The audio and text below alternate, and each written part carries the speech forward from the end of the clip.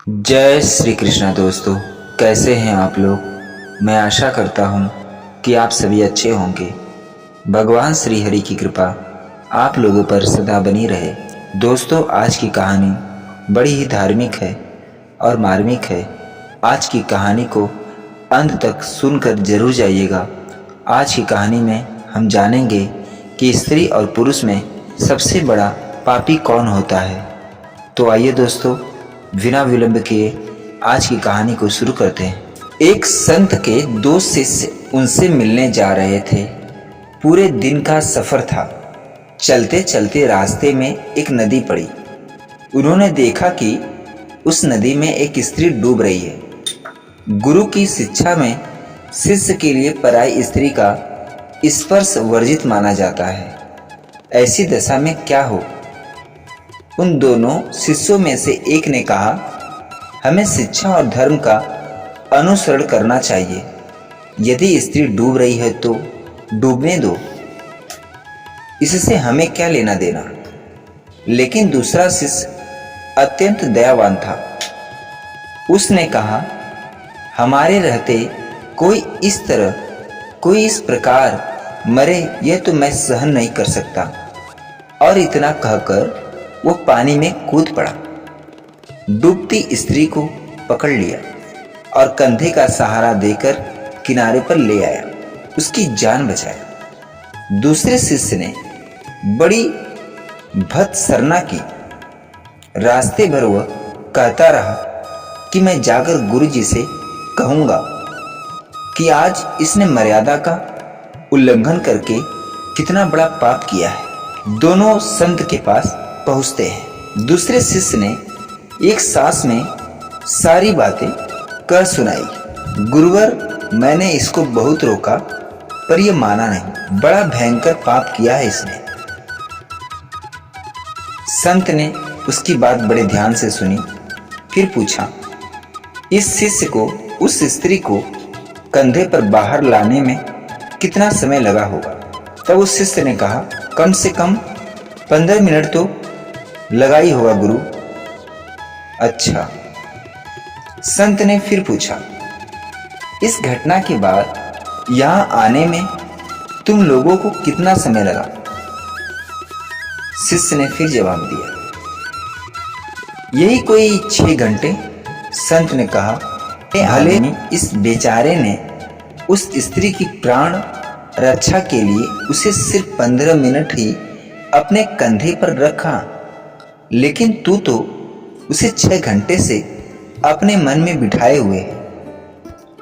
वो भी इसलिए कि मुझसे इसकी शिकायत कर सके। बोल, दोनों में बड़ा पापी कौन है। बोल, तुम दोनों में बड़ा पापी कौन है। जो शिष्य शिकायत करने के लिए गुरुजी से ज्यादा जिज्ञासु था, उस बेचारे शिष्य के जिसके पास उसका जवाब नहीं था, वो समझ गया कि पाप सिर्फ शरीर से नहीं मन से भी होता है। मनुष्य का मन बड़ा पापी होता है। दोस्तों, विक्रम बेताल की कहानियों में भी ये बताया गया है कि ज्यादा पापी कौन होता है, स्त्री या पुरुष। तो आइए दोस्तों, इस कहानी को भी ध्यानपूर्वक सुनते हैं। कहानी ये बड़ी रोचक है, तो इस कहानी को भी अंत तक जरूर सुन के जाइएगा। भोगवती नाम की एक नगरी थी। उसमें राजा राज करता था जिसका नाम अमर्त्य सेन था। उसने 5 चिंतामणि नाम का एक पालतू तोता था। एक दिन राजा ने उससे पूछा, हमारा ब्याह किसके साथ होगा। तोते ने कहा, तुम्हारा ब्याह मगध देश के राजा की बेटी चंद्रवती के साथ होगा।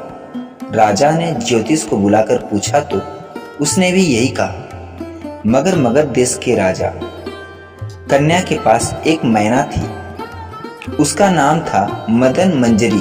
एक दिन राजकन्या ने उससे पूछा कि मेरा विवाह किसके साथ होगा। उसने कह दिया कि भोगवती नगर के राजा अमर्त्य सेन के साथ। कुछ समय बाद दोनों का विवाह हो गया। रानी के साथ उसकी मैना भी आ गई।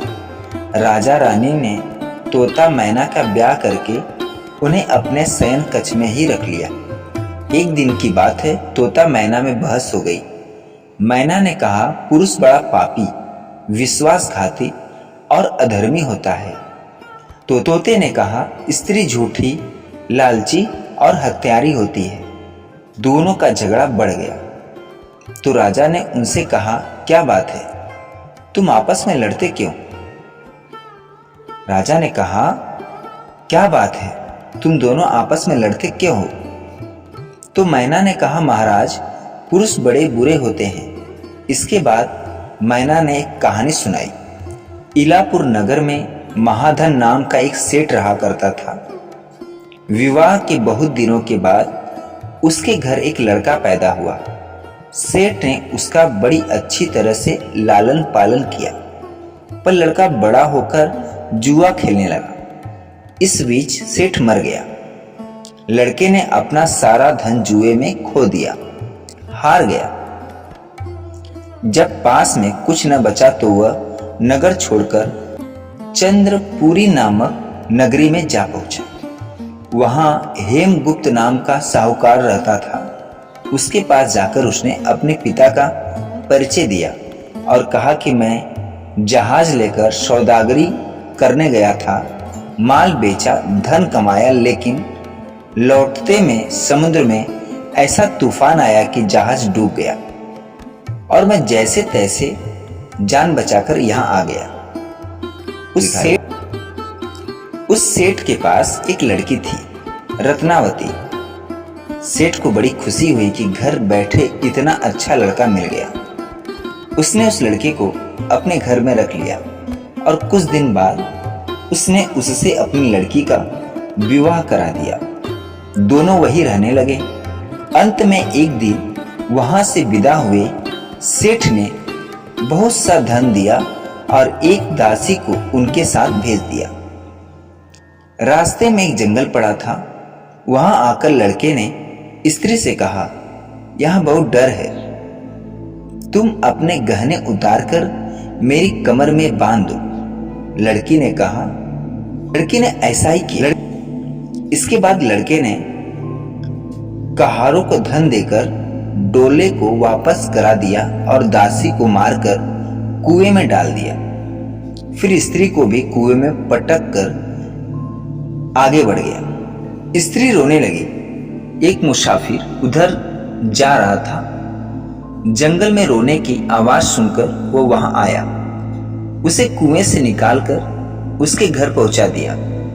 स्त्री ने घर जाकर माँ बाप से कह दिया कि रास्ते में चोरों ने हमारे गहने छीन लिए और दासी को मारकर मुझे कुएं में ढकेल कर भाग गए। बाप ने उसे ढांढस बंधाया और कहा कि तू चिंता मत कर, तेरा स्वामी जीवित होगा और किसी दिन आ जाएगा। उधर वो लड़का जेवर लेकर शहर पहुंचा। उसे तो जुए की लत लग गई थी। वो सारे गहने जुए में फिर हार गया। उसकी बुरी हालत हुई तो वह यह बहाना बना कर कि उसके लड़का हुआ है, फिर अपनी ससुराल चला। वहां पहुंचते ही सबसे पहले उसकी स्त्री मिली। वो बड़ी खुश हुई। उसने पति से कहा, आप कोई चिंता ना करें, मैंने यहां आकर दूसरी ही बात कही है। जो कहा था वो उसने बता दिया कि मैंने ये कहा था कि चोरों ने हमें लूटा था और आपको किसी तरह से जान बचाकर वहां से भागना पड़ा। सेठ अपने जमाई से मिलकर बड़े प्रसन्न हुए और उन्होंने उसे बड़ी अच्छी तरह से घर में रखा। कुछ दिन बाद एक रोज जब वो लड़की गहने पहने सो रही थी, उसने चुपचाप छुरी से उसे मार डाला और उसके गहने लेकर भाग गया। मैना बोली, महाराज, ये सब मैंने अपनी आंखों से देखा। ऐसा पापी होता है पुरुष। राजा ने तोते से कहा, अब तुम बताओ कि स्त्री क्यों बुरी होती है। इस पर तोते ने यह कहानी सुनाई। कंचनपुर में सागर दत्त नाम का एक सेठ रहता था। उसके श्रीदत्त नाम का एक लड़का था। वहां से कुछ दूर पर एक और नगर था, श्री विजयपुर। उसमें सोमदत्त नाम का सेठ रहता था। उसके एक लड़की थी जयश्री उस श्रीदत्त को ब्याही थी। ब्याह के बाद श्रीदत्त व्यापार करने परदेश चला गया। 12 बरस हो गए और वह न आया तो जयश्री व्याकुल होने लगी। एक दिन वह अपनी अटारी पर खड़ी थी। एक आदमी उसे दिखाई दिया। उसे देखते ही वह उस पर मोहित हो गई। उसने उसे अपने सखी के घर बुलवा लिया। रात होते ही वह उस सखी के घर चली जाती और रात भर वहां रहकर दिन निकलने से पहले ही लौट आती। इस तरह बहुत दिन बीत गए। इस बीच एक दिन उसका पति परदेश से लौट आया। स्त्री बड़ी दुखी हुई। अब वह क्या करे? पति हरा थका था। जल्दी ही उसकी आंख लग गई और स्त्री उठकर अपने दोस्त के पास चली गई। रास्ते में एक चोर खड़ा था। वह चोर कौतूहलवश देखने लगा कि स्त्री कहाँ जाती है। धीरे धीरे जयश्री सहेली के मकान पहुंची। चोर भी पीछे पीछे गया। संयोग से जयश्री के पुरुष मित्र उस आदमी को सांप ने काट लिया था और वो मरा पड़ा था। जयश्री ने समझा कि वो सो रहा है। वहीं आंगन में पीपल का एक पेड़ था जिस पर एक पिशाच बैठा यह लीला देख रहा था। उसने उस आदमी के मृत शरीर में प्रवेश करके उस स्त्री जयश्री की नाक काट ली और फिर उस आदमी की देह से निकलकर पेड़ पर जा बैठा। स्त्री रोती हुई अपनी सहेली के पास गई। सहेली ने कहा कि तुम अपने पति के पास जाओ और वहां बैठकर रोने लगो। कोई पूछे तो कह देना कि पति ने नाक काट ली है। उसने ऐसा ही किया। उसका रोना सुनकर लोग इकट्ठा हो गए। उसका पति जाग उठा। उसे सारा हाल मालूम हुआ तो वो बड़ा दुखी हुआ। लड़की के बाप ने कोतवाल को खबर दे दी। कोतवाल उन सबको राजा के पास ले गया। लड़की की हालत देखकर राजा को बड़ा गुस्सा आया। उसने कहा इस आदमी को सूली पर लटका दो। संयोग से राजा जब उसे सजा सुना रहा था वह चोर भी वहां खड़ा था। जब उसने देखा कि एक बेकसूर आदमी को सूली पर लटकाया जा रहा है तो उसने राजा के सामने जाकर सब हाल सच सच बता दिया। बोला अगर मेरी बात का विश्वास ना हो तो जाकर देख लीजिए। उस आदमी के मुंह में स्त्री की नाक है। राजा ने दिखवाया तो बात सच निकली।